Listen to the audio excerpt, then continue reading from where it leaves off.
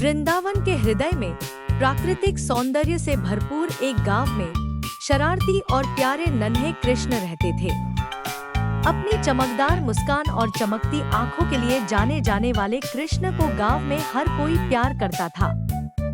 गायों और बछड़ों के साथ उनका एक खास रिश्ता था, जो उनके हमेशा के एक धूप वाली सुबह, जब पक्षी अपनी मधुर धुनें गा रहे थे, कृष्ण ने बछड़ों को यमुना नदी के पास एक हरे भरे घास के मैदान में ले जाने का फैसला किया।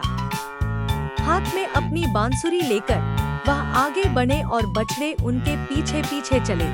उनकी घंटियां धीरे धीरे बज रही थी।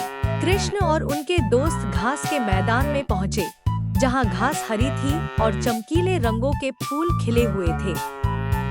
चंचल बछड़े ताजी हवा और अपने खुरों के नीचे नरम घास का आनंद लेते हुए इधर-उधर दौड़ने लगे।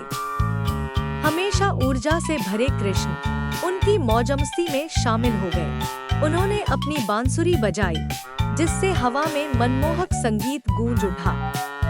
मधुर धुनों से मंत्रमुग्ध होकर बछड़े उसके चारों ओर इकट्ठा हो गए। कृष्ण के दोस्त, जो साथ आए थे, ताली बजाते और हंसते हुए मस्ती में शामिल हो गए। उन्होंने लुका-छिपी जैसे खेल खेले, जिसमें कृष्ण हमेशा पेड़ों और झाड़ियों के बीच छिपने के लिए सबसे अच्छी जगह ढूंढते थे। जैसे जैसे सूरज आसमान में ऊपर चढ़ता गया, बच्चों और बछड़ों ने एक बड़े बरगद के पेड़ की छाया में आराम किया। कृष्ण ने कहानियां और चुटकुले सुनाए, अपनी चतुराई भरी बातों और चंचल हरकतों से सभी को हंसाया।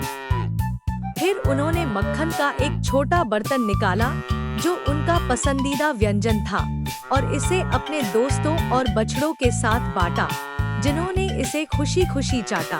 अपने नाश्ते के बाद कृष्ण ने सुझाव दिया कि वे यमुना नदी को पार करके दूसरी तरफ जाएं।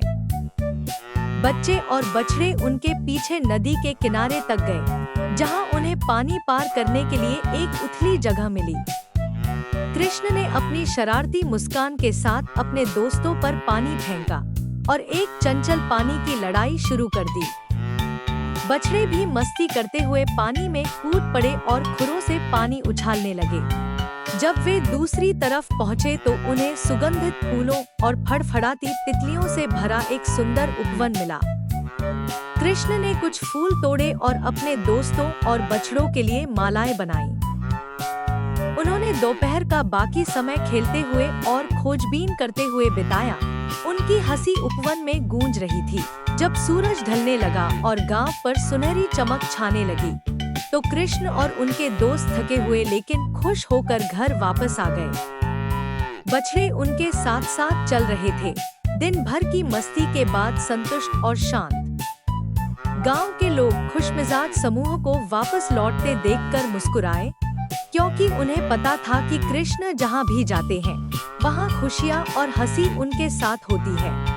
और इस तरह नन्हे कृष्ण और चंचल बछड़ों ने वृंदावन में खुशियों का एक और दिन ला दिया, जिससे सभी को जीवन के सरल सुखों और दोस्ती के जादू की याद आ गई।